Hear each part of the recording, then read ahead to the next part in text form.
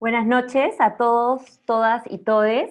Desde la Cátedra UNESCO de Igualdad de Género de la Pontificia Universidad Católica del Perú, les agradecemos por participar de las clases magistrales de Igualdad de Género 2020. Perdonen los minutos de demora, pero tuvimos un problema con la conexión con el servidor, pero ya está todo bien. Good evening, everyone, and thank you for joining us today for the UNESCO Book Lectures on Gender Equality, and a special thank to you, Professor Alcoff, for being here with us tonight. Antes de iniciar, la directora de la Cátedra UNESCO, la doctora Patricia Ruiz Bravo, dará unas palabras. Before we begin, the director of the UNESCO chair, Professor Patricia Ruiz Bravo, will give a few words. Buenas noches y bienvenidos y bienvenidas y bienvenides a la segunda sesión de las clases magistrales de Igualdad de Género del 2020. Esta sesión se titula The Problem with Consent y estará a cargo de la profesora Linda Alcoff, a quien agradecemos nuevamente. Para las personas que nos acompañaron la semana pasada, muchas gracias por estar aquí nuevamente, y para las personas que nos acompañan por primera vez, les damos la más cordial bienvenida y esperamos que puedan disfrutar de las conferencias de la profesora Alcoff. La profesora Alcoff es doctora en filosofía por Brown University y es especialista en feminismo, teoría colonial, filosofía de la raza, epistemología social y Foucault. Ella es profesora principal de la City University of New York.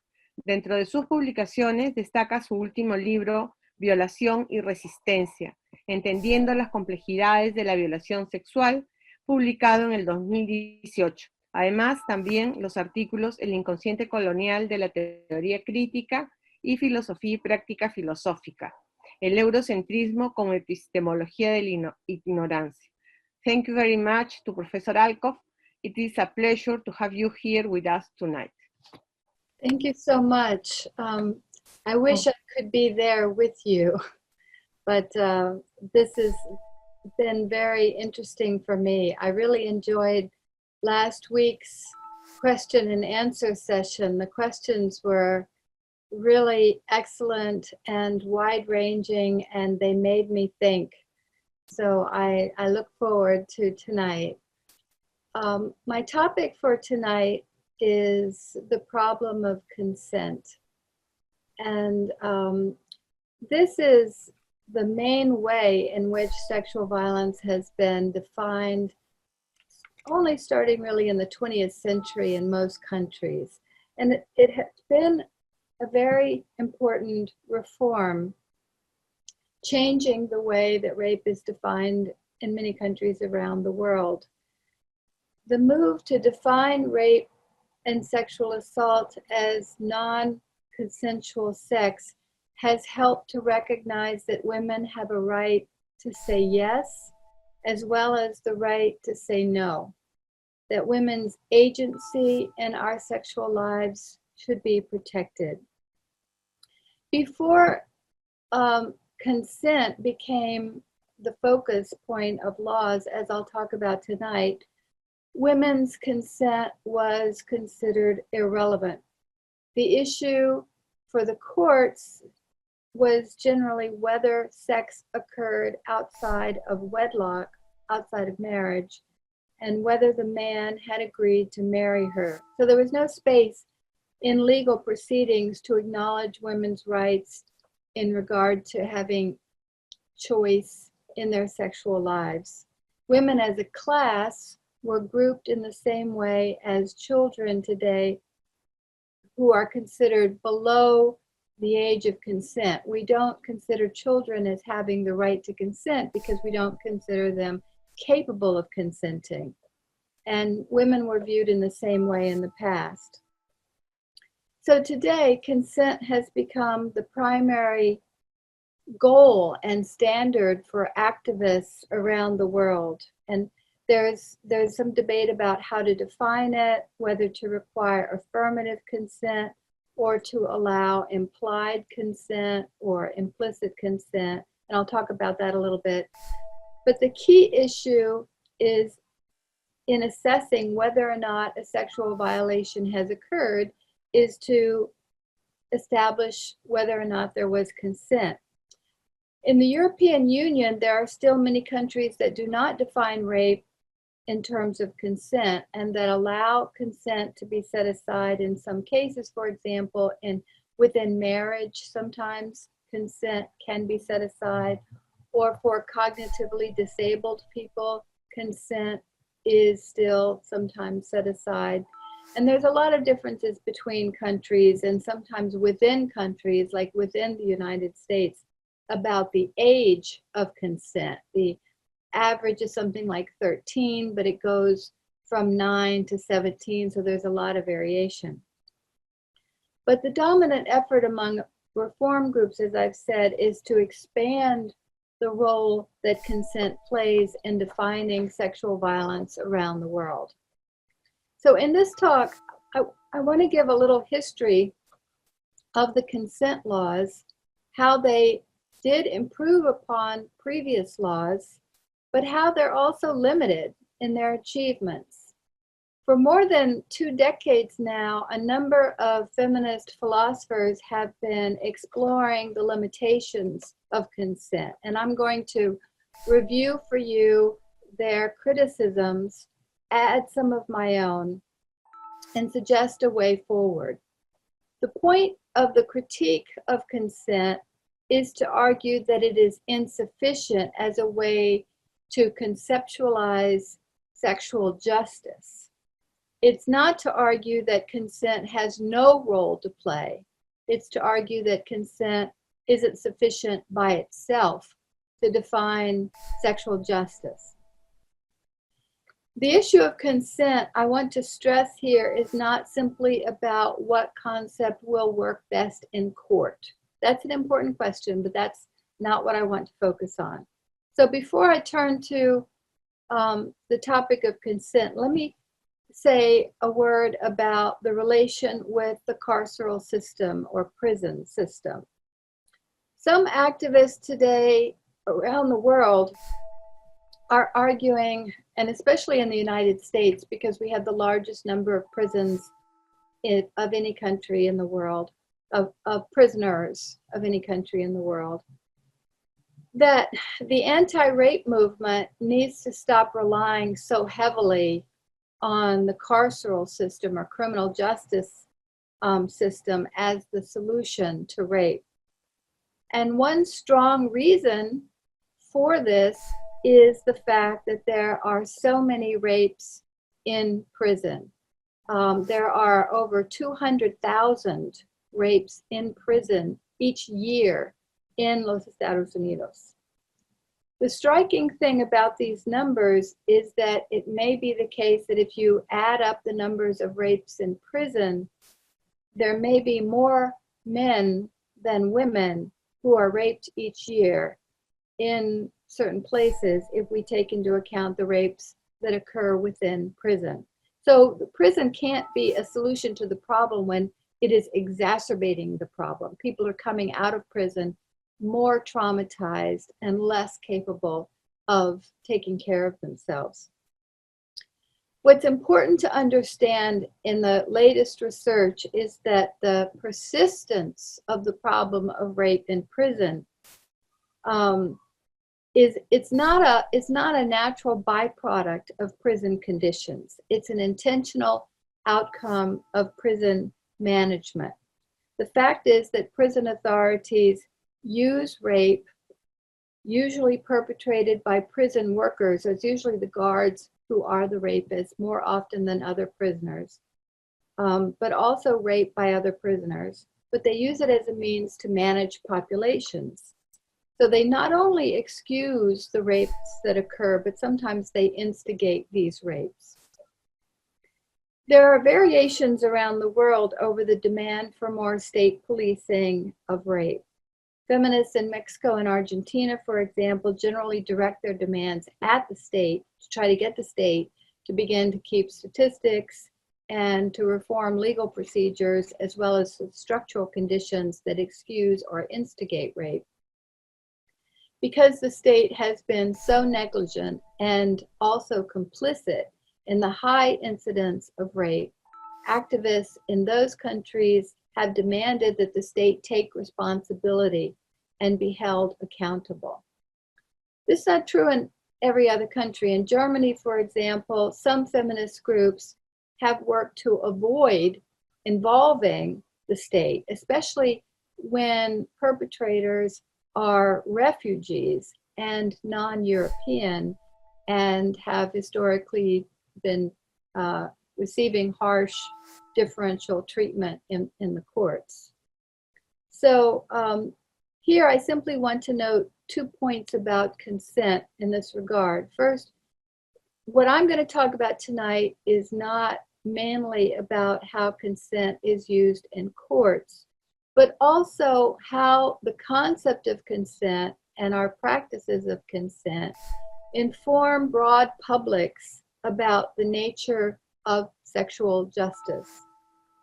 And second, the issue of consent, as it's mainly been debated by feminist philosophers, has been about its relationship to gender ideology and assumptions about what is morally blameless sex, what is innocuous sex, what is harmless sex, how, in short, we manage our sexual lives. So let me turn to consent now. Consent is the central concept, as I said, that is made use of by legal systems today as a way to distinguish legitimate from illegitimate or morally harmful from morally harmless sex. Estelle Friedman, who's a historian of rape laws in the United States, explains that consent did not always play this central a role. Rather, in the 19th and 20th century, the concept of seduction had primacy in many Western countries as establishing whether or not someone could go to court and make an accusation or get legal redress. The laws of seduction did not raise the issue of whether the sex was consensual. And they essentially were laws of what we called breach of promise. Seduction laws were designed to deal with the problem of men manipulating women into sex with the promise of marriage, and then the women would get pregnant, and then they would lose their jobs. And it was a problem for society. It was a problem for the state. So the promise that men made to women to marry them could be either explicit or it could also be seen as implicit. Seduction could also be used in cases where a man drugged a woman or otherwise engaged in more physical coercion. So in practice, seduction laws were used in a whole range of cases, from cases of deceit to cases of force. Now, from our perspective, we may look back at these Victorian laws like seduction and breach of promise and think that these were far inferior to our own enlightened age. But the reality is more complex. Seduction laws helped to address the economic difficulties of women left pregnant by men who abandoned them. And during this period, pregnant women could be legally fired and discriminated against when they applied for jobs. So to be abandoned was an absolute catastrophe for most women. Also, the concern with seduction and breach of promise had an interesting component to it. It focused on men, what men had said, what men had done, rather than on women. And so the focus of the court cases was not about whether the women were chaste, whether they were virginal. The focus was on the men to explain themselves as to why marriage had not occurred after sexual relations. And in effect, any sexual relations between unmarried partners were under threat of a possible charge of seduction. Men knew that they might be accused of seduction or breach of promise, and that probably factored into some men's support for the reform movements that wanted to eradicate seduction laws. However, on the other side, it's clear that seduction also propped up or bolstered patriarchal authority and retained the centrality of marriage as women's vocation. Men convicted under these laws could avoid going to prison or paying fines if they married the woman. If they had to pay a fine, interestingly, they had to pay the fine to the father of the woman.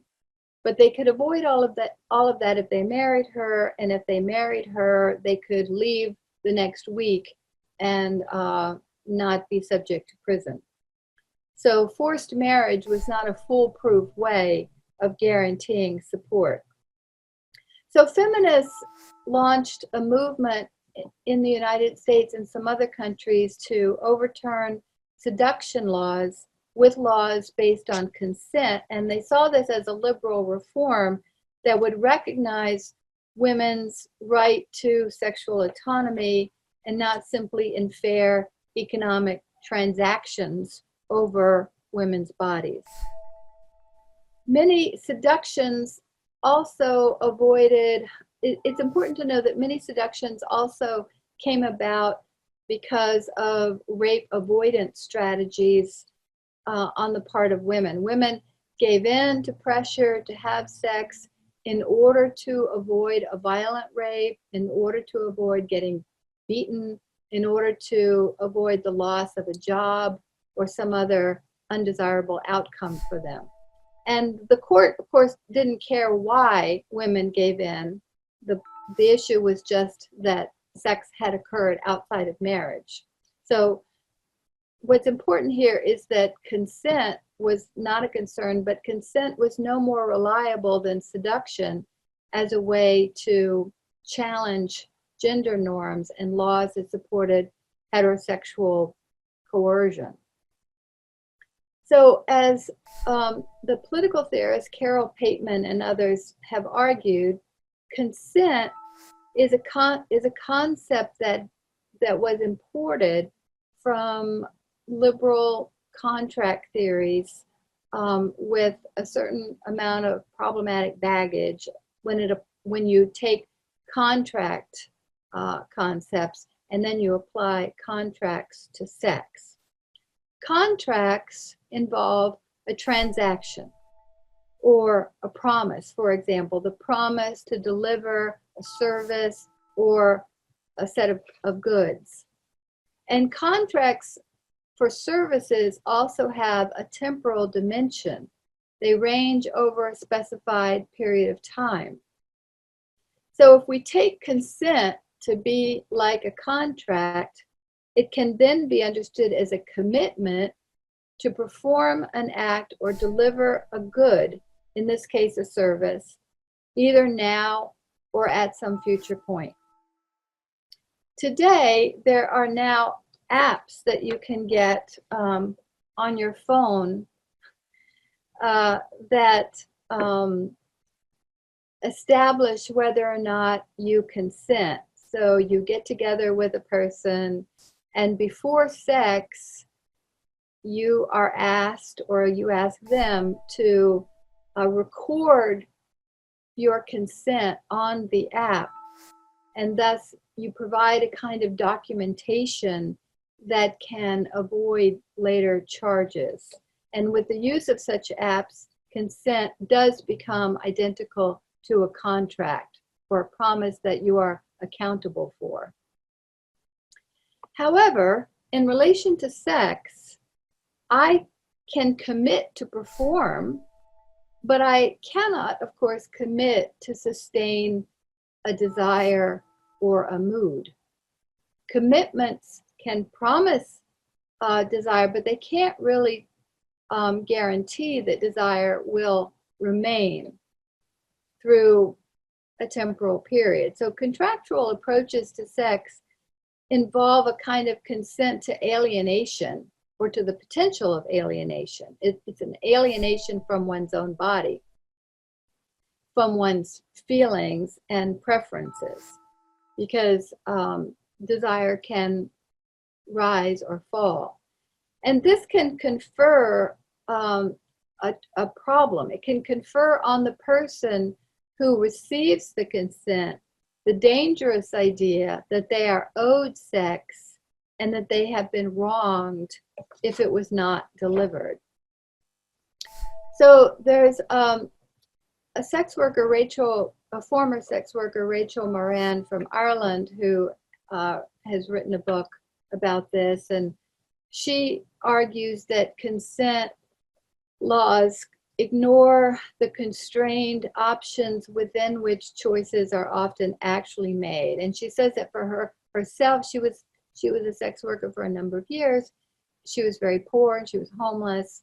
For herself and many of the women that she worked with over several years, sex work was a choice between homelessness, being unable to support their children, perpetual familial abuse, or sex work. That was the choice. So as philosopher Jeffrey Gautier puts it, when an oppressive system effectively defines the choice situation of the oppressed class, rarely can choices result in liberation.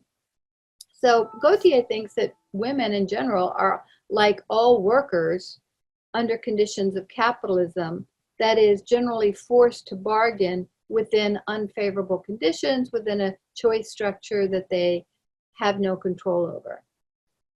So Moran cites a study of prostitutes in Dublin, and she says the following. This is a long quote from her. She says, 29 out of 30 prostituted women stated that they would accept an alternative job with equal pay.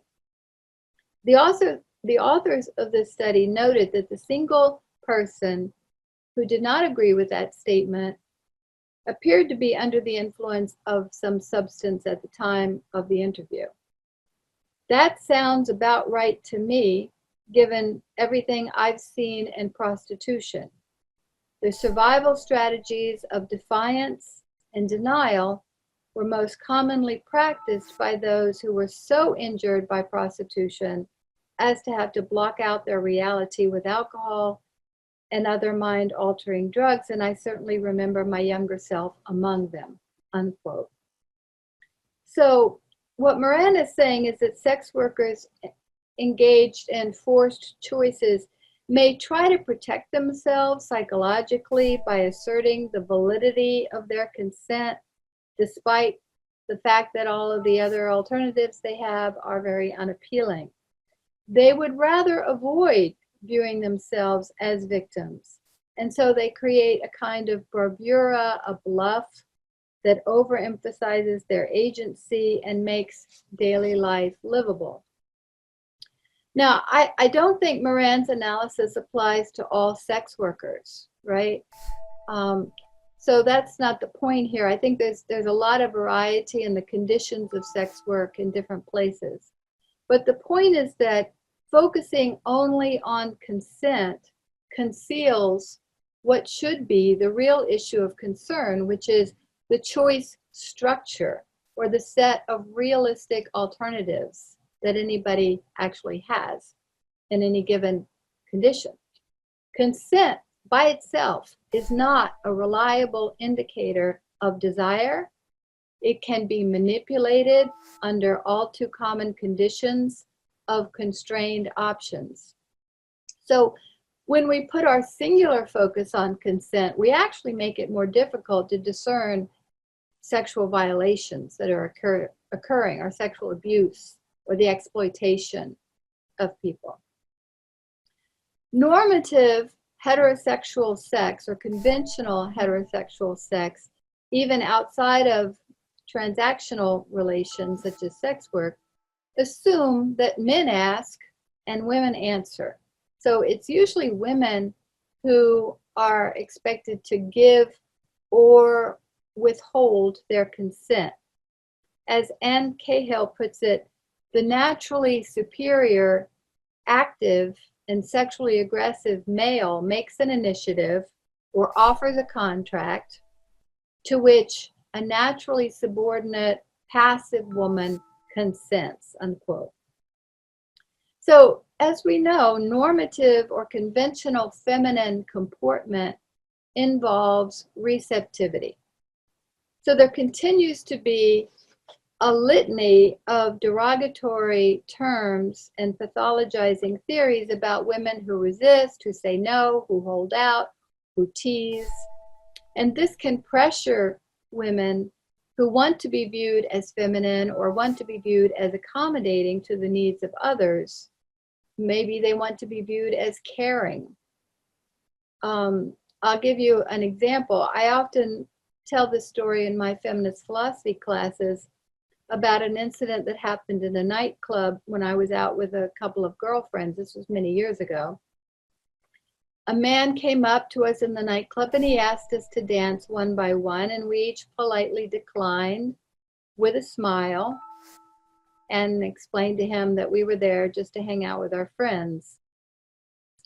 Hours later, we left the nightclub, went out to our car to the parking lot, and this guy, the same guy, was out there watching us and shouting at us at the top of his voice, just some of the most horrible things you could ever hear.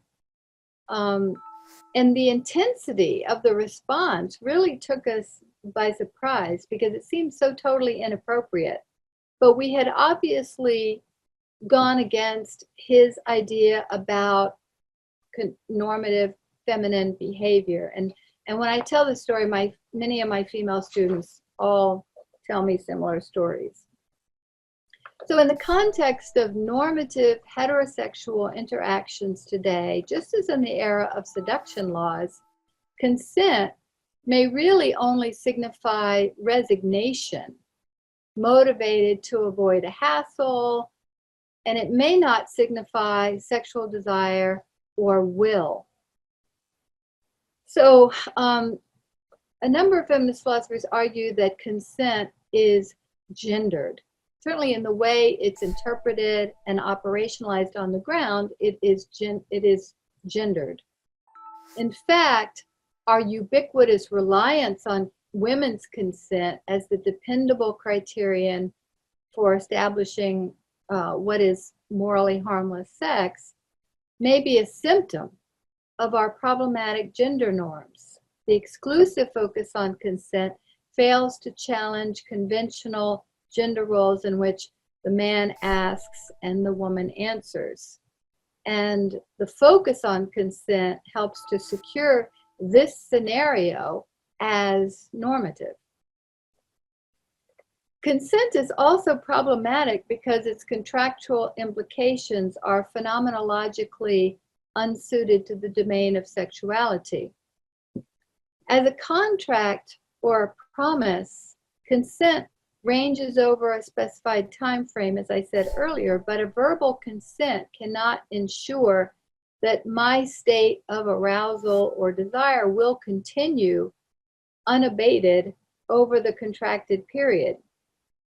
Sexual feelings are not subject to this degree of predictability, control, or constancy, and that's why some universities in the United States and some countries like Sweden and Canada have begun to require affirmative consent or stated consent, and some of them even require affirmative or stated consent at each stage of the encounter.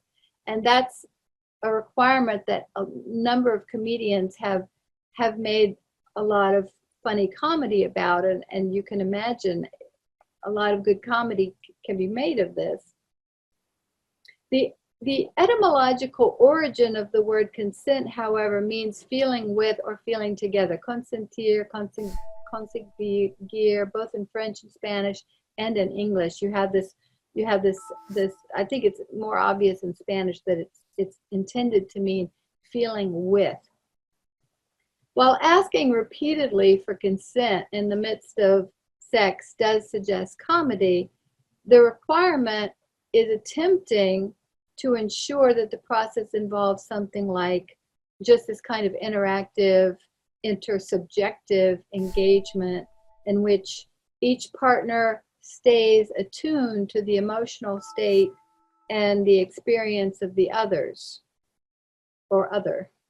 In reality, this kind of intersubjective attunement is not that difficult to accomplish, especially if you're engaged in an intimate encounter in which all your five senses are enlivened, right? You're very bodily aware at that moment. Knowing something about the state of your partner does not always necessitate verbal assurances, though perceptive attunement of others, it needs to be learned, and it can be fallible. We may be wrong or mistaken in the absence of verbal communication. So the idea of consent as a feeling with gives quite a different connotation than the association of consent with contracts. And it brings it closer to the goal of mutuality, which would be a better approach to judging sexual relations, as many have argued. And Lois Pinot, another feminist philosopher, argues that affirmative consent laws might be very useful as a way to regulate casual sex, the real and often non-ideal world of casual sex in which people do not know each other, right? They're not in relationship with each other for a long time, so they may not know each other very well. And so she suggests that lovers in more substantial relationships could be exempt from the requirement of step-by-step requirements, step-by-step consent. But she also develops a communicative sexual practice that would be, in her words, more ongoing, more tentative, more reversible than the one-shot affair of consent secured prior to the activity. Despite decades of debates into the deficiencies of consent, it has remained the familiar, ready-to-hand implement in the arena of rape legislation. The question is why? The pragmatic advantage of making use of familiar conceptual approaches is obvious, but we also need to consider how we might make some conceptual progress in how we understand the workings of injustice and oppression. Consent certainly has utility as a familiar conceptual tool for liberal Western societies, and some may take that as overriding its phenomenological problems. But it is important to acknowledge the ways in which consent can work against victims by placing the burden of proof on them, as well as by implicitly reinforcing retrograde gender norms. Consent can create the illusion of an obligation on the part of the one who gives consent and an unbridled license on the part of the one who receives the consent. And an exclusive reliance on consent turns our attention away from background structural conditions. So it's far from a panacea. And I think thinking beyond consent will push us, will help us to push against the presumed hegemony of the legal domain, where the primary focus of the legal domain is focused on establishing individual responsibility. We need to understand the nature of the problem of sexual violence beyond individual intentionality to be able to think about structural conditions that can produce consent.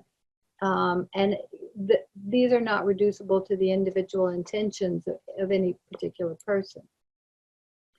So the story of our reliance on consent has also been argued to be a holdover of liberal ideologies. There's a kernel of truth in the focus on consent by moving away from the question of transactions in which fathers or families may be taken as the injured party to the question of the woman herself. That's a good thing, right? To move from the question of the harm to society or the harm to a family to move to the question of the harm to the woman or the victim. And so we start to ask the question with consent laws, how was she disposed toward the encounter? Was there a willing? Was there a turning toward? Was there desire, etc.? But this has been a global debate also, and I want to bring in in the rest of my remarks some of the global debate over consent and some other terms. Feminists in Japan have debated the concept of consent, arguing that, like I have been arguing, consent is descriptively inadequate. But some feminists in Japan have argued that consent has the positive political effect of respecting survivors or women as knowers. In other words, to ask about their consent is to assume that a person knows her own mind, her own intentions. So while some Western feminists believe the concept is marked by its genealogy in Western liberalism and individualism, others argue that the meaning of consent transforms and can be philosophically revised to give us a more nuanced and developed account of agency. And this is, I think, a problem with Carol Pateman's view, that her view seems to foreclose the possibility that concepts can transform through time or across cultural borders. We should not assume that the history of a concept fully determines its future. On the other hand, it's also possible to err on the side of indeterminacy, as if the materiality of sexual acts is infinitely plastic, and I think some post-structuralists have done this. The material and the phenomenological realities of sexual encounters and lived embodiment may provide the grounds for an approach to the concept of consent, to look, in other words, at how the concept of consent or any concept works within a thick phenomenological description of sexual activity and sexual violence. Is it adequate to it? Pateman is right, however, that a great deal of political theory has assumed contractarian relations to be paradigmatic in both private and public social relationships, spanning everything from business to marriage to child custody. And it's also assumed that the contract model provides the means to judge any relationship as just.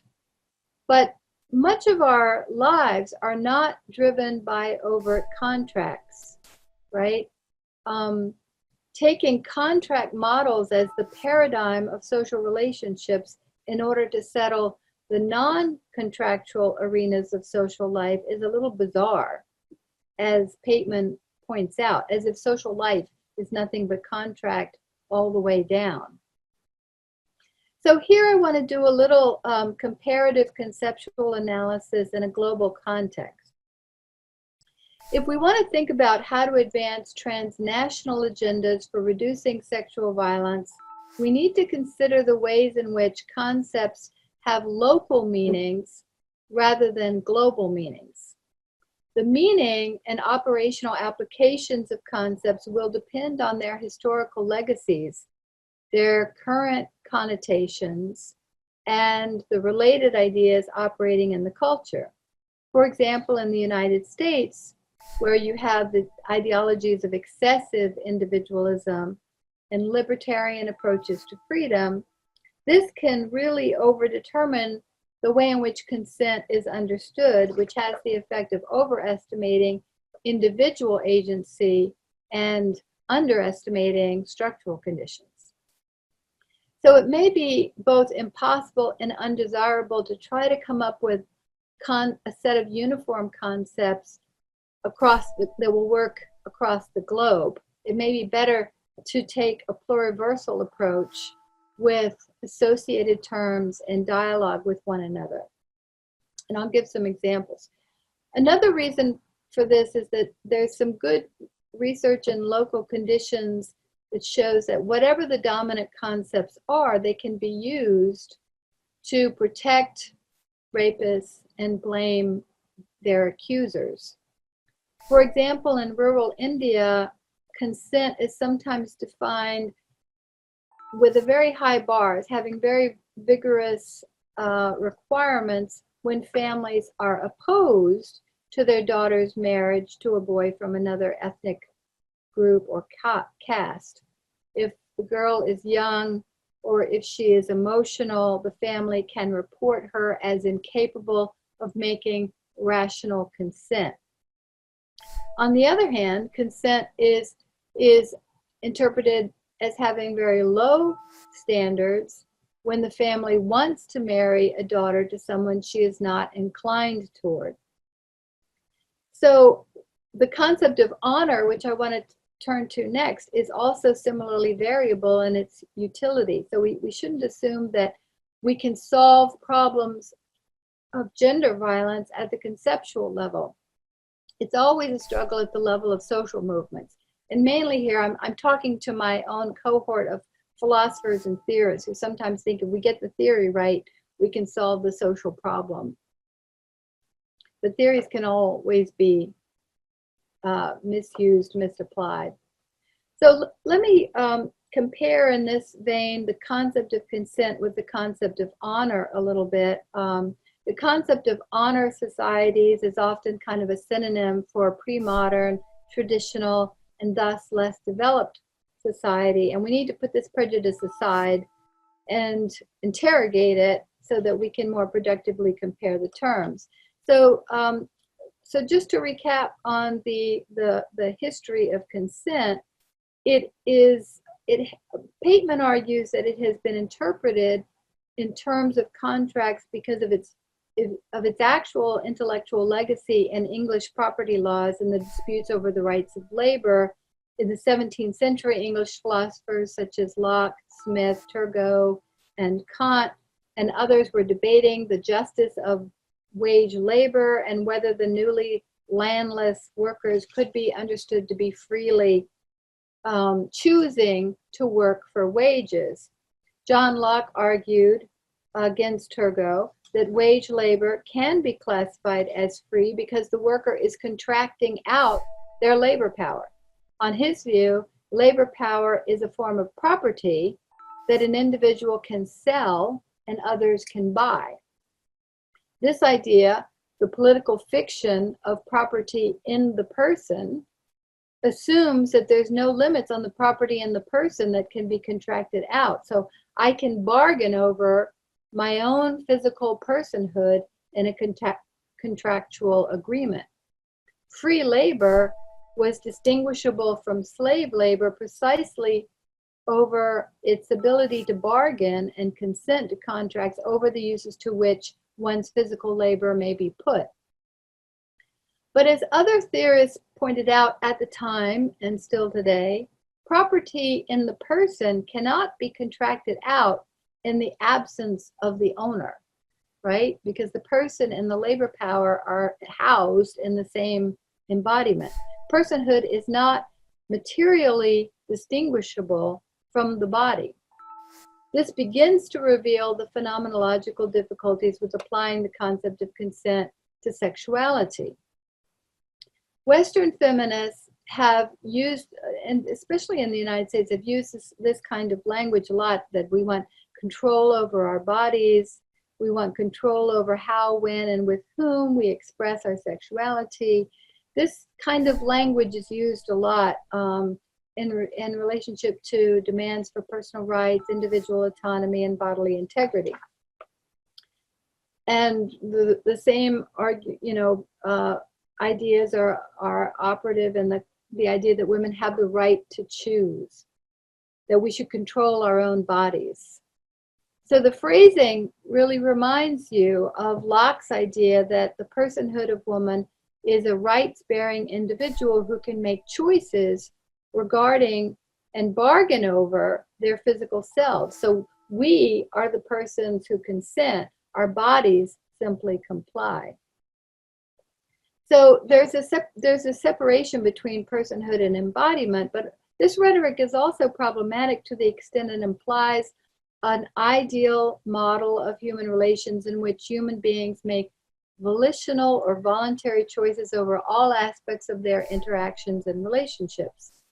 And a number of feminists working in ethics, care ethics, have argued that The contract model of human relations is really only applicable to a small range of our relationships. Relations involving family bonds or any bonds of affect and friendship are not usefully illuminated by the concept of a contract, given that contracts assume relations that are freely chosen and entirely voluntary. Family relations are not voluntary in general. We incur duties and obligations to those who care for us from the day we are born. Nor is the energy expended on children generally given with an expectation of fair compensation. Some people can hope their children will take care of them, but of course that's not always going to happen. More often you're caring for children simply out of the joy of the act itself or out of a sense of duty. Intrafamilial relations are not guided by contracts, but by material interdependence and the affection that develops from cohabitation. Sexuality is an important feature of familial and communitarian relations, and so it's not really well represented by contractual concepts. So to bring this to the issue of violence, I want to suggest that if one's labor power is not a service that can be entirely alienated from the self, then we need to re-understand what sexual violations involve. Rape is not a situation in which my body has been unfairly rented out by another. It needs to be understood as an event that alters my subjectivity and my selfhood. It's not that my body has been taken. I have been taken. And I think on a non-contractual model, we can more clearly comprehend the true harm of rape. And I'll talk about that some next week.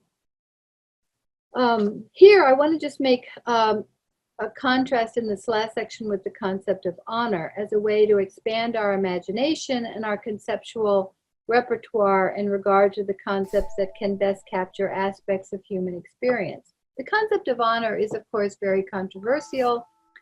Some Indian feminists like Uma Chakravarti have argued that the concept of honor exacerbates the problematic tendency of other feminists to operate with sort of a reified east-west or north-south or modern pre-modern binary.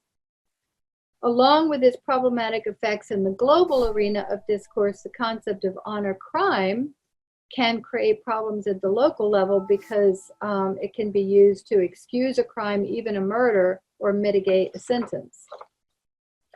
Chakravarti has done extensive study of honor crimes in northern India, and which leads her to argue that the concept is you know, she thinks it's beyond utility. It's a means mainly to maintain the material structures of social power and social dominance that exist.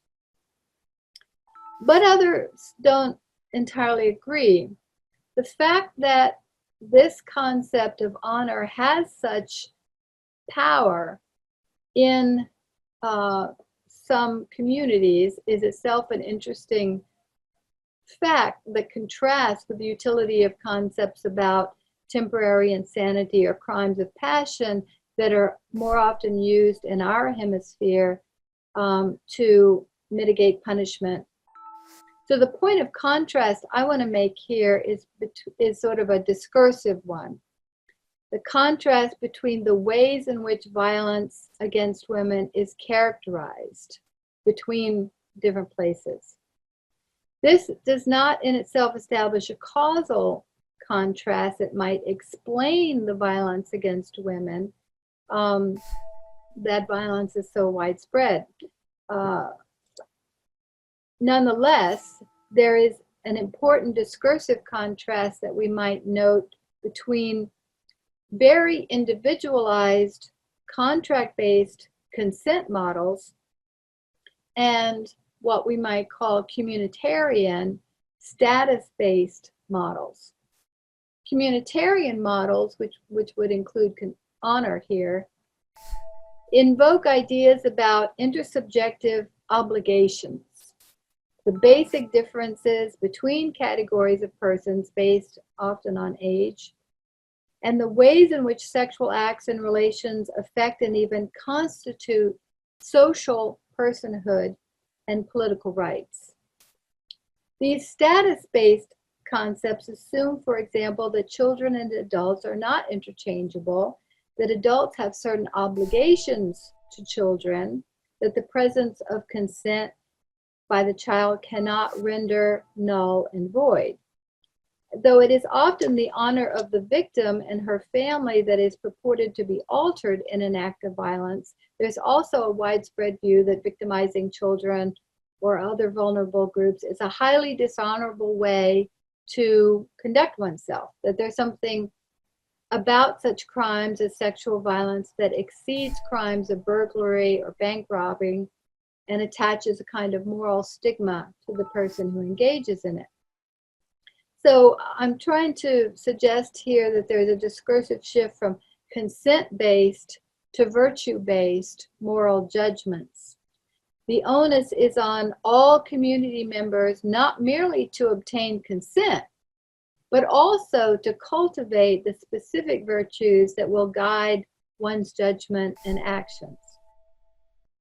The concept of honor invokes another interesting element that's absent from the consent models, that a violation affects more than just the immediate victim. And this means that sexual crimes against individuals are always seen as crimes against others as well, with whom they are in relations, such as their families, their children, their communities. And I think this concords with a universal phenomenological reality that others are always affected, and in most cases, the effects are detrimental. Kalpana Kanabiran is another scholar who's looked at the discourses around honor crimes, and she argues that it is just such communal effects that motivate rapes of women of minority groups, religious as well as caste, which signifies the rape of the community as a whole to which the woman belongs. Kanabiran is referring to rapes across ethnic, caste, or religious lines and suggesting that their target is whole groups rather than just individuals. I suspect that these same motivations are also operating in some cases when rapes cross racial and ethnic lines in Western society. Certainly in the United States, there's a long history of sanctioned sexual violence by whites against African Americans and indigenous women. And there's an ongoing problem even today of indigenous women in North America disappearing, suffering rape. And I think that we, in looking at the patterns of these, suggests that there are communal and not just individual targets. Now, we might criticize such acts on the grounds that they reduce the victim to a pawn in a communal conflict. They stripped away the woman's individuality in order to view them as representative of a community. And to some extent that's right, but I think in doing that, we risk losing sight of how rape always has communal effects. An anti-rape analysis needs to take into account these communal effects rather than exclusively focusing on returning the individual rights to the victim. And I don't think it's disrespectful or belittling to victims to recognize that they have lives intertwined with meaningful relations that will also be affected by their violation. Still, we need to be concerned if the concept of an honor crime or something like that moves us so far away from concern with the individual victim herself.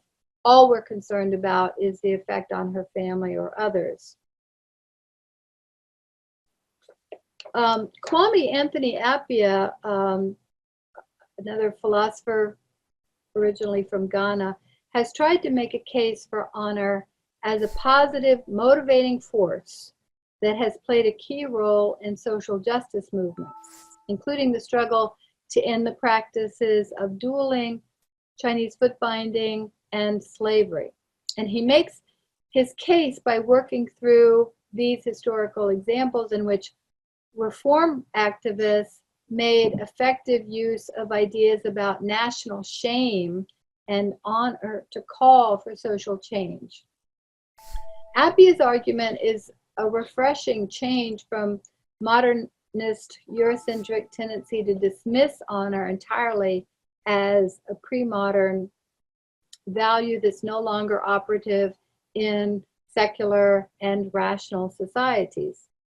But the critique of honor is not only based on concerns about colonialism, it has also been criticized that considerations of honor can be entirely separate from considerations of justice, because you could achieve recognition in a way that, such as attaining glory in battle, that may well be immoral. Honor is earned by one's actions, Appiah says, and acting dishonorably may justify disrespect and abuse. So in this sense, honor is far different than the notion of a human right, such as the right to dignity, that accrues to all human beings, no matter their actions or their creed. One earns honor by following group-devised codes of honorable practice, becoming what Appiah calls an honor peer. And these codes may be amoral or immoral. For example, until 1981, Appiah points out that Sicilians in Italy could legally force daughters to marry their rapist as a method of restoring the family honor. Having it known that you had a daughter who had sex out of wedlock, even under conditions of rape, brought dishonor to the family. So it's not that any honor system has any relationship to justice. But Appiah points out that there are other sorts of honor codes that infuse ideas about national or group pride that can motivate social reform. In the moral revolutions that he takes to be positive examples, he says it was not that honor was abandoned as a motive for action, but that honor was redefined. During slavery and periods, and also during the efforts against Chinese foot binding, these came to be seen as dishonorable practices and hurt the nation, right? Hurt the reputation of the nation. And he hopes that this sort of move can work today with the current practices of honor killings and forced marriages. His discussion showcases the anti-individualist aspect I find interesting in the concept of honor. Morality is less a matter of individual conscience than a socially accepted code of behavior. By Appiah's account, such social codes are dynamic and changeable. They're not fixed forever in a cultural or national self-understanding. I think his account also helps to explain why the acts of individuals in our group, such as our nation, our religious group, ethnicity, even gender, sometimes can incur a sense of group shame or group pride. Many in the United States felt shame when the pictures of Abu Ghraib became public. So honor is collective. One shares in the honor or dishonor of one's group, which supports his point that honor is neither pre-modern nor is it Western. Changing the codes and the conventions of gender and sexual relations will require changing common views about certain identity groups and not simply individuals. Appiah's proposal to retain but redefine the concept of honor, I think, doesn't contradict Uma Chakravarty's analysis of the role that the concept of honor is currently playing in creating these reified binaries, but he offers a different solution than the total elimination of the concept. So let me conclude now. What have I been arguing? The effort to advance justice for victims of sexual violation needs to be cognizant of cross-cultural and transnational contexts within which our activist reforms are operating. And debates over concepts need to operate, I think, with a two-tiered approach. We need concepts that will be able to accord with more comprehensively adequate descriptions of the phenomenological lived experience of sexual violations from the victim's point of view, given that it is this point of view that has largely been ignored in the formation of the current concepts. So the first tier of our approach should be aiming for descriptive adequacy in which the victim's own experience is at the cornerstone. At another level, however, we should also retain awareness of contextual variability of concepts and their multiple strategic effects. They may have some positive and some negative effects. Local conditions can determine what the likely legal or political effects of the use of a term are going to be, or what connotations it's likely to mobilize. So I would argue that at both of these levels of analysis should be operational and revisionary work without one side entirely eclipsing the other. So what I'm saying is you can't simply use pragmatic arguments about what's going to be useful in the short term in court. That's not going to be sufficient for making social change. We have to think, in some ways, we're thinking short term and long term. How do we expand the public's understanding of the problem? So what I hope to have convinced you about in regard to the problem of consent is that the exclusive reliance on consent, even the stronger affirmative versions of it, eclipse structural conditions that may overdetermine it, and consent itself sidesteps the question of a person's true will or desire. That the way in which we have operationalized the concept retains normative, conventional gender practices and ideas without challenging them, such that it is men who ask and women who answer. That this puts the burden on women to have to prove the absence of their consent. And that consent is not in accordance fully with the phenomenological realities of human sexual experience. Therefore, consent is not adequate by itself to solve the problem of rape. But as I said, the etymology of the word consent indicates a feeling with, a mutuality that is indeed a useful approach. And so in my talk next Friday, I'm going to spend some time exploring an alternative way to consider the aims of anti-rape activism, larger and more expansive aims, I will argue, than simply establishing stated consent. Thank you. Thank you very much, Professor Alcoff, for such an amazing talk. It was truly, truly interesting and inspiring. So we're going to start with the questions. You can write your questions in the chat, and then I'll read them to Professor Alcoff. You can do it either in Spanish or English, preferably in English, of course, but if not, I can help with the translation. So we have one first question. Okay, so we have one from Aurora Bustos. So she says, thank you so much for this talk. I have two remarks. So first, Planned Parenthood guidelines for any consensual sexual activities states that it must be freely given, reversible at any time of the sexual engagement, informed, enthusiastic, and specific. What do you think of the condition of reversibility and enthusiasm, explicit or implicit, as a recognition of the agency of the person involved, especially in its right to change its minds at any delivered time? So that's the first remark. And then the second remark is the following. Based on your nightclub anecdote, seems from an epistemological point of view that consent functions as a counterpart of entitlement, especially when there is the recognition of vulnerable groups' consent, as women and children, vis-a-vis the entitlement of privileged groups such as men's entitlement. Is it right? Okay, thanks, Arangsa. I think that the Planned Parenthood definition is a very good one, and you can see how they're trying to build more into the concept, because by itself, the concept doesn't always imply, and even in courts, it doesn't always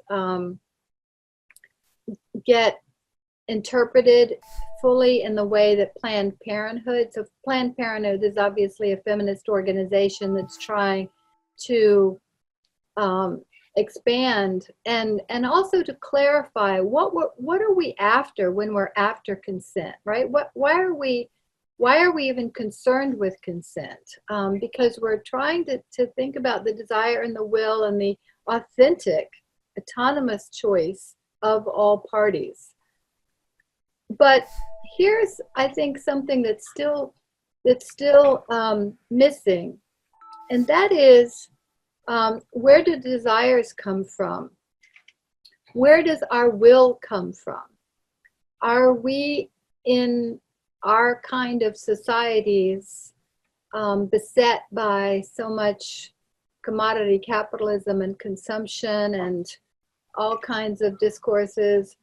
Are we the authors of our will, right? So our own felt desires and will needs to be subject to some critical reflection and some analysis. And this is dangerous territory, because how can I judge somebody else's will?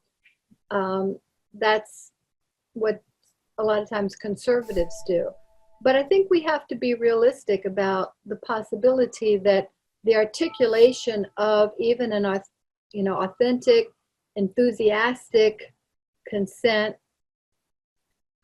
may have been affected by gender ideology, by the desire to be seen as desirable and wanting to go along with the conventions in our social group about what makes a person desirable, or what makes a woman modern, or what makes a woman sophisticated, right? And so these conventions change. It used to be that the convention was a proper woman was one that withheld. Now sometimes a proper woman is the one who is enthusiastic about anything that somebody might suggest doing, right? That's a sign of sophistication. So I just think we have to think about, and this is where I'm going to use Foucault next week to really think about our sexual subjectivity.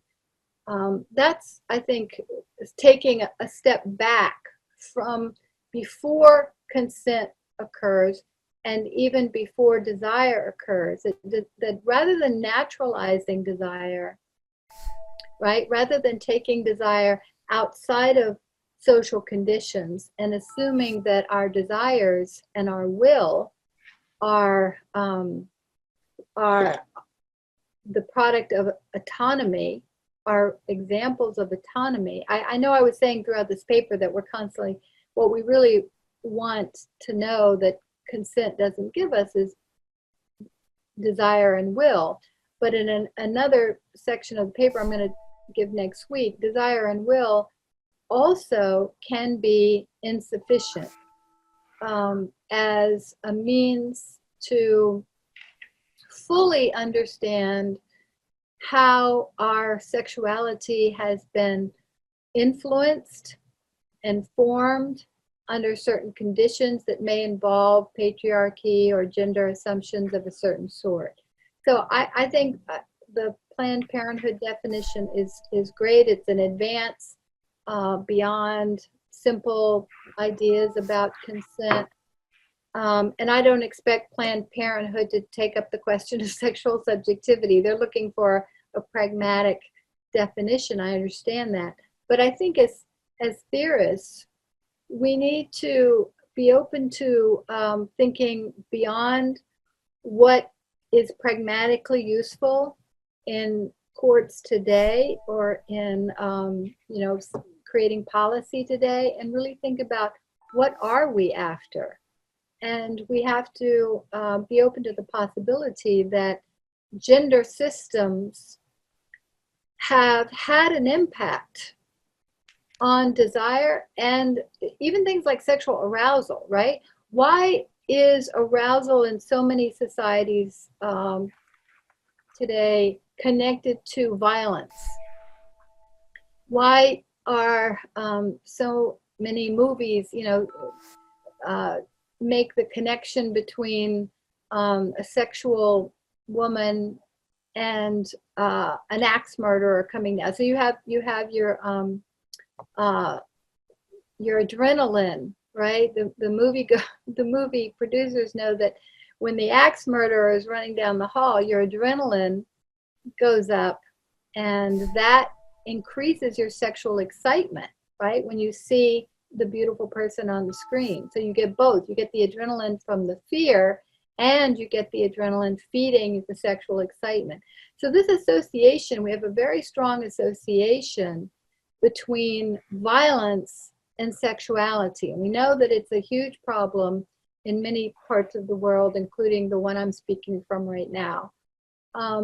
And we need to denaturalize that, right? We need to think about that, the fact that many people are aroused, sexually aroused by violence, by exploitation, by bondage that's not consensual, right? That's not chosen, real other kinds of bondage.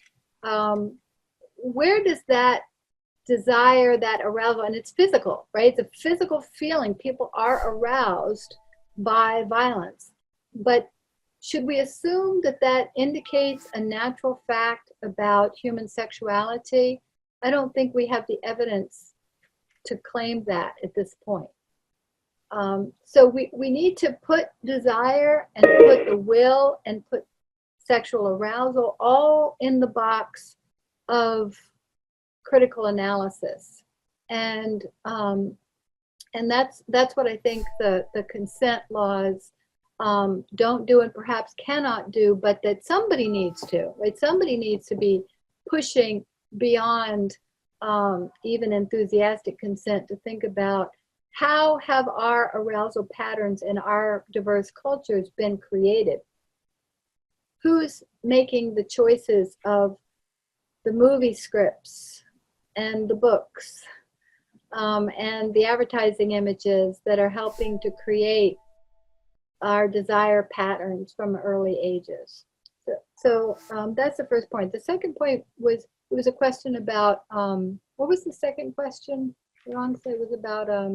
Yeah, it was about, based on your nightclub anecdote, seems from a... Yeah. Entitlement, yeah. Yeah, I think that word entitlement is wonderful to bring in here. And I think that there's group entitlement attached to certain genders, also attached to certain people on the basis of race and ethnicity and class, right? That there's a sense of entitlement. And so you can, you know, so they have such a high level of entitlement that if they don't get the level of services they demand when they demand them, they feel like they have been wronged, right? They've been wronged, when in reality, they've only been wronged in the sense of not getting what they were not entitled to in the first place. So I think the word entitlement is a really, and it's part of subjectivity. And I think he was angry, right? So he was truly angry. He was feeling physiological effects of being denied. And there's this group of incels, right? Involuntary celibates that is in the United States, but it's also in other countries, of men who organize on the internet as, because they believe that they are entitled to sex with whomever they want. And if they don't get it, they feel like there has been a terrible injustice done to them.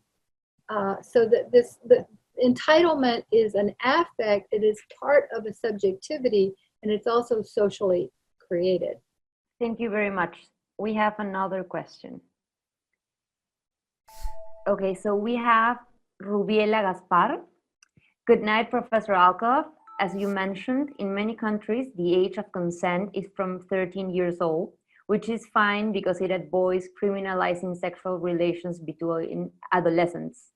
However, can be the consent of a 13-year-old equal to a 25-year-old girl? Should the freedom of both women be understood in a different way?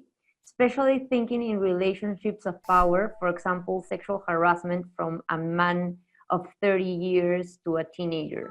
Yeah, it's a good question. And I think it's really good to raise the issue as you do about the age of the other party, right? So it's not just the age of one party that's relevant here, but the age of the other party, because in some cases the laws, the courts are criminalizing people who are having sex with each other, like two 14-year-olds having sex with each other,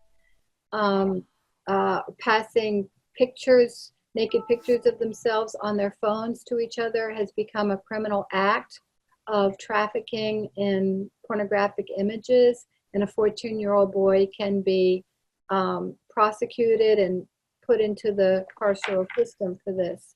And so I think that that's an important consideration. What is the age of the other party?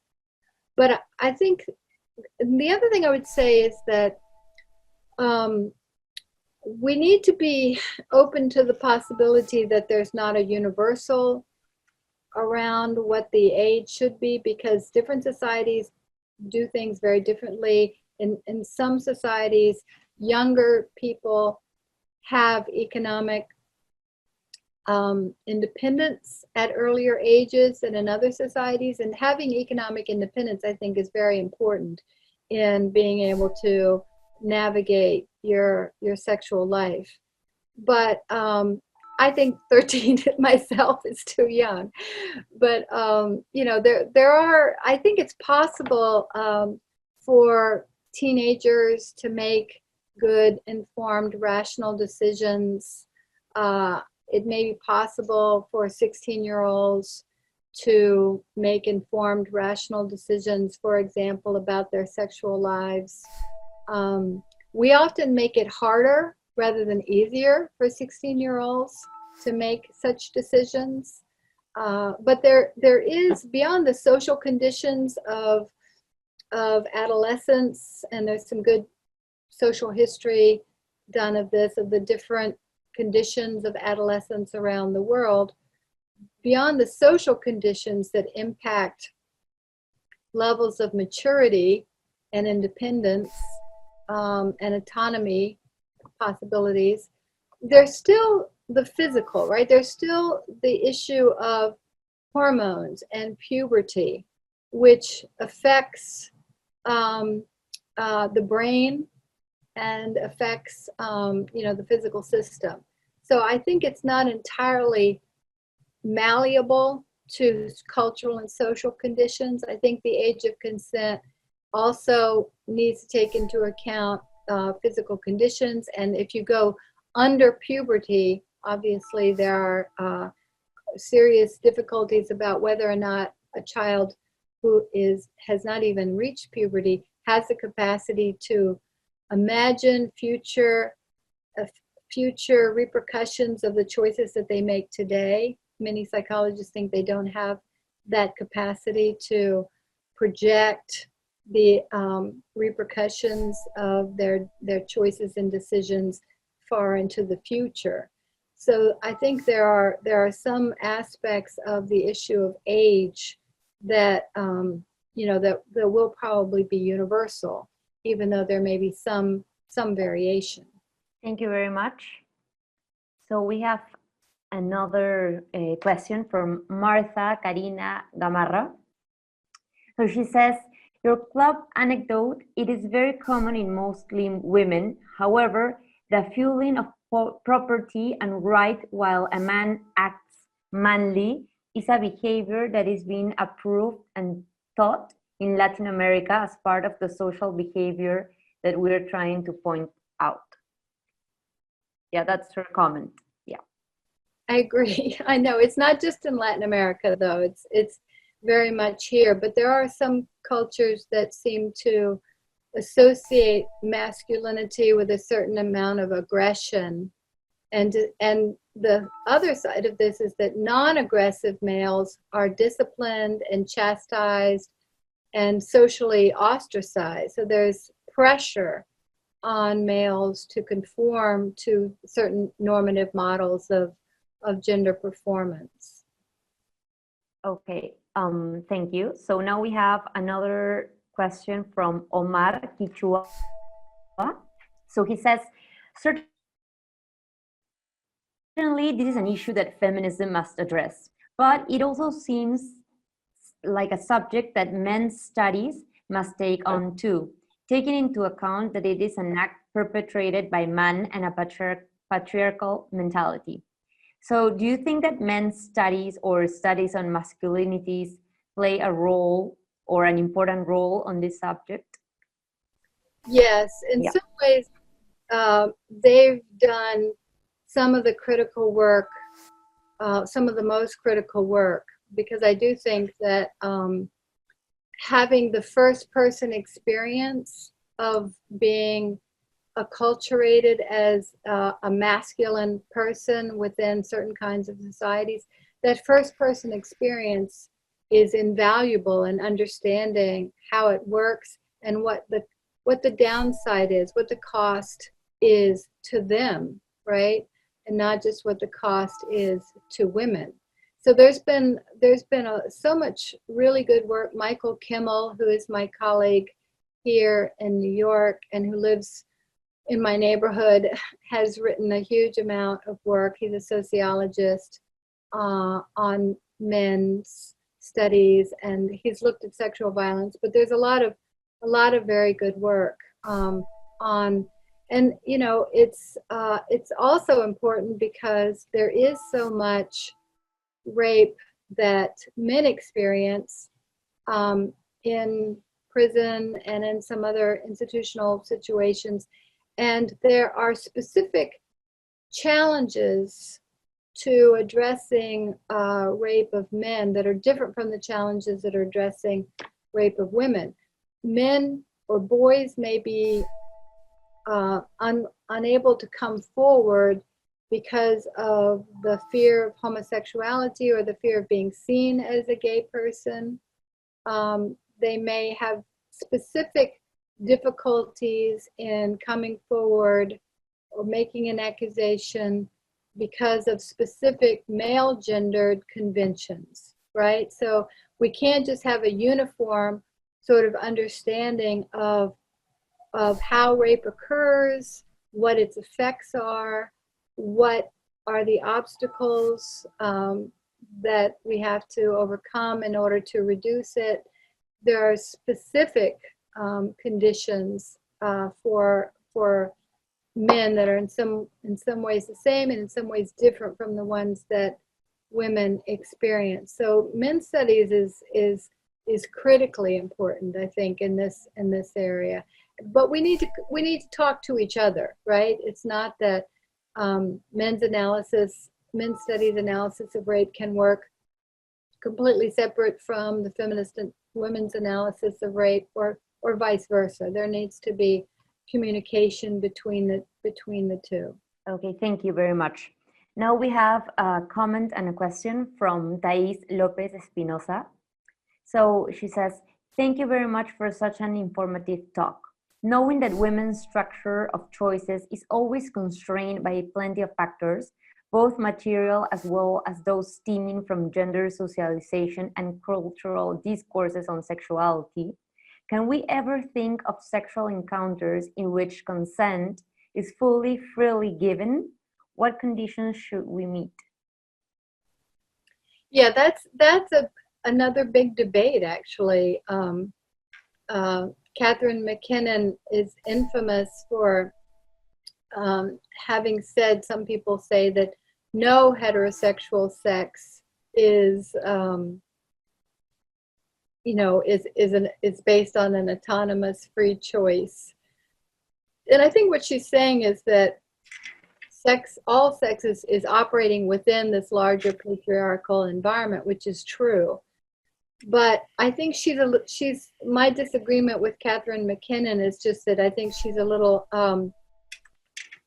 monolingual in her ideas about the meanings and the experiences of various kinds of acts. I think there's more variety, even within conditions of male dominance than she allows.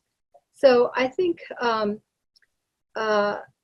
clearly the structural conditions are important to answer the question. So I think there's reasons to think that student-teacher and employer-employee relations should not be engaged in, if you can possibly avoid it, because the structural conditions may be impacting the desire of the more dominant party for a more vulnerable party that might be desirable for them, or the more vulnerable party not wanting to rock the boat or really reflect too much on their own desires. So I think that's why there are these status offenses, and there's debate over status offense. A status offense is saying that if you are a certain age and the other person is another age, it doesn't matter whether you consent or not. If you are a student and the other person is the professor, it doesn't matter whether you consented or not. So it's arguing that your status, your role, your age, your relationship determines the moral valence of the encounter, and consent can be set aside. And some people think that this is oppressive in a way. It doesn't allow for the possibility that sometimes you fall in love, whatever, sometimes there are exceptions. But I think the status offenses are trying to look at the larger pattern, and the larger pattern, like in student-teacher relationships, is clear, and employer-employee relationships is clear. And many times in student-teacher relationships, students end up not continuing in a program or dropping out of a program. So it interrupts their educational projects. And this is cause for concern, right? This is cause for concern about what's really happening in the introducing a sexual relationship in a professorial relationship with somebody. What is it really, what is its real impact there? So I think that's, one consideration in determining on the basis of status offenses, can there ever be autonomous, free expressions of sexuality in certain structural relationships? And I think it's hard, right? It's unlikely. It is much less likely under those conditions. But in other conditions, there's not such direct structural effects. But, none of us is operating in a completely free space from patriarchal gendered conventions. So it's a constant process of reflecting on the nature of the relationship and reflecting on the mutuality, level of reciprocity, level of equality, of care and concern in the relationship, to see whether it meets the standard that we would want it to meet. And sometimes even when you love somebody, it doesn't meet that standard, right? So that's the way I would answer that question. I think it is possible to have positive sexual relationships even under our kinds of societies, but it is not easy, right? It is not something that can be done without work and without reflection and without a certain political commitment to try to make sure that the that it is happening. Okay, thank you. Now we have Catherine Galeano. So she says, Professor Alcoff, does the configuration of the individual as an epitome of the West limits the possibility of thinking about consent in societies with more consolidated communitarism? And then she says, could you summarize a bit the possibilities of inquiring into consent in community societies where the individual is not at the center of thought? Yeah, that's an interesting question. I think that I'm operating from a context in which the individual is overemphasized to such an extent that it's more of a problem. But in other societies, it may be underemphasized. So I don't want to say that, for example, when we recognize that rape always affects the family, it affects the relationships, it affects the community, it may affect institutions that the person is working in.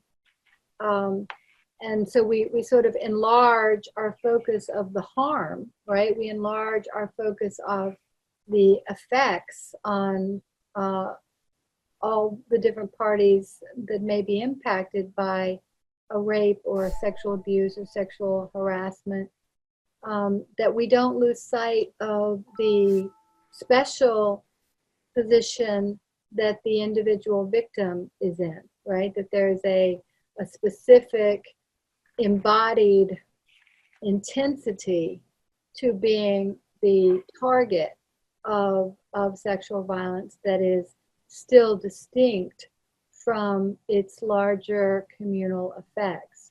So I think there is still a role for thinking about women as individuals in particular, that women are not simply mothers and daughters and,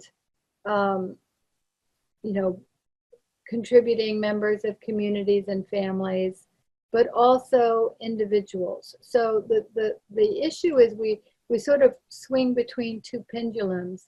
In the West, we emphasize, and some of the activist reform movements, we want to focus on women simply as individuals who make choices entirely by themselves, who are autonomous beings. And that's a metaphysical mischaracterization of the reality of our lives, right? We are co-constituted. We are interdependent with others. We are embedded in social relationships of various sorts. So this excessive individualism is phenomenologically, metaphysically inadequate to the reality. But what's also true about the phenomenological reality is there is a intensity of the individual experience of rape that is distinct from its effects on the whole community. So we need the concept of the individual, but we need to understand the individual as always in relation, right? So it's never the individual separate. It's always the individual in relation to, dependent with, right? In communitarian relations with. And to some extent, that is a kind of universal, even though there's differences in the way we can organize our lives in different countries, whether young women can go live by themselves, which I know they still can't always in Latin America until they get married, but where that can make a difference, right, in the actual conditions of your life, whether you can actually live on your own away from your family or whether you're living with your family at all times. Yeah, thank you very much. So I have a question from myself. Yeah, so I was reflecting on what you said. And so I was thinking that we can discuss and talk about different concepts other than consent in order to understand our sexual lives and sexual justice in terms of sexuality and sexual violence. But so what can we do when we are in like the practical sphere in, you know, everyday life, and you have to deal with mostly men in very patriarchal societies or with very patriarchal, you know, thoughts, how do you deal with them if they don't even grasp, you know, the concept of consent? Like, what do you do if they don't even understand consent? And now we want to talk about different concepts in order to understand sexual justice. So, like, what do we do in those scenarios? Yeah, well, I mean, getting somebody to recognize the importance of consent may be a very important reform, right? It may be a very important goal in a particular situation. I think that in so many cases, there's still the issue of what's really keeping some men from grasping the concept of consent is the concept of female sexuality, right? That's what's really going on there, is the idea that women have strong sexual desires, that female desires are as strong as men's are. All the sexology literature supports the idea that female sexuality is as strong as male sexuality is. On the other hand, that female sexuality in some ways is different than men's. That the way in which we have sex, the way in which we can have orgasms is different than men's. And so not assuming a male model of sexual intercourse as the only thing that one needs to do to have a satisfying sexual life. These are very threatening ideas still to many men to grapple with. Not everywhere, not all men, but I think that's really what's going on there. What the real resistance is to the issue of consent is that it allows that women may, in some cases, initiate.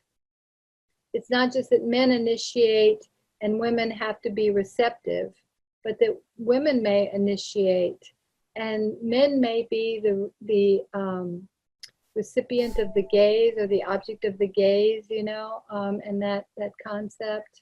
They may be judged sexually. They may be ranked sexually. They may be targeted as sexual objects. And this is all very, very threatening and very frightening for men who have not, who have assumed that they were entitled to be in the position of the chooser and not the person who has to navigate choices and pressures. So equalizing sexual relations in a real full sense between male and females requires recognizing the existence of female sexuality and the reality of female sexuality. And that's very, very frightening and can lead to violence, obviously. It can lead to a lot of violence in relationships, verbal violence sometimes, or physical violence. So I think that as you know, if you're a woman in the academy or in a male-dominant institution, you know, we're often navigating our survival, right? We're trying to figure out how to figure out who's to stay away from. You don't go in certain offices alone. I've, you know, been teaching since the 1980s. I think sexual harassment has been a feature of every place I've ever worked. It's just, you know, something that has been taken for granted as a feature, and so women are often navigating our environment so that we can survive. The question is, how can we have to protect ourselves, and protecting ourselves sometimes means not challenging men who have power over us. But you know, we also need to think about how to change the structure. So what you're describing, I think of as an individual within a structure that is so constraining, she has to just think about survival, as we often do. But we also have to think about how to change the structures, to alter the choice structure, as Gautier calls it. What's the choice structure we have in our employment situation or our work environment? And that requires power, right? It requires real, serious power, and not just rational argument or philosophical creativity. It's not going to be enough, right? It requires Yeah, I can relate. yeah, real changes in power. So we have one last comment and one last question before we finish tonight. So we have from Juliana Casano. She says, Professor Alcoff, maybe we can think that consent, like the intersectionality model, only in this case we have to think in age, relationship, power. So this is more like a comment, how to think about consent in terms of age, relationship, power. And then we have a question, so you can address both afterwards. So it's Isabel Angulo. She says, good night, Professor Alcoff. In my personal experience, I have had some sexual encounters which I consider consensual at the time they were given. However, after some years, I have started to perceive they weren't, because I accepted under certain circumstances of pressure, be it societal or specific to the moment in question. What is your opinion regarding the change in consent over a certain encounter over time? Thank you. Yeah, this is an important issue that I talk about at some length in my book on rape and resistance, because I want to say that, you know, we need to understand rape or non-consensual sex or sex that's, you know, coerced in the same way we understand our other human experiences. We reflect on relationships that we've had in the past. We reflect on events that happened to us in the past, and we often rethink them, rename them, redescribe them in various different ways as we grow older, as we have new experiences. This is an ongoing process, right? I was married before. When I was married, I had a certain view of my first husband. After we broke up, I had another view of my first husband. And some years later, I had a much different view of my first husband, right? It's just natural. It doesn't mean that we have been influenced by feminism, as some argue. It doesn't mean that we are looking for ways to excuse our behavior. It's just a natural feature of human life that we reinterpret our experiences, and we may continue to reinterpret them.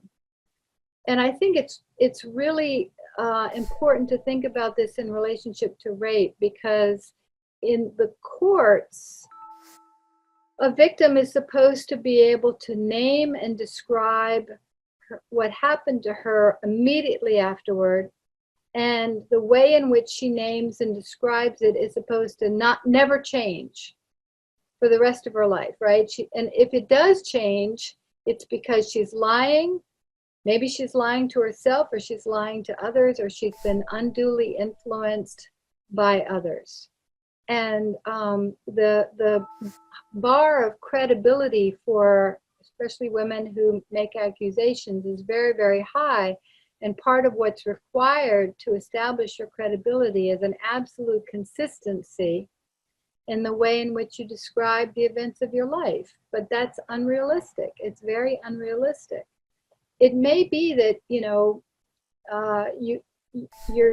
when you reassess an event, it's not about wanting to make a legal case against the person. I mean, maybe you should make a legal case against a person in some circumstances, but in other cases, you're just trying to understand what happened and understand your life and understand how to not have this happen again. So it's not about necessarily bringing a legal charge, but I think it's the integrity that we have when we can face re-looking at an event and think about it anew. So I think people who haven't experienced rape sometimes think that if you don't call it rape, you are in denial or you're lying, right? Or if you do call it rape, you're lying. If you call it rape at one point and then you change your view of it at another point.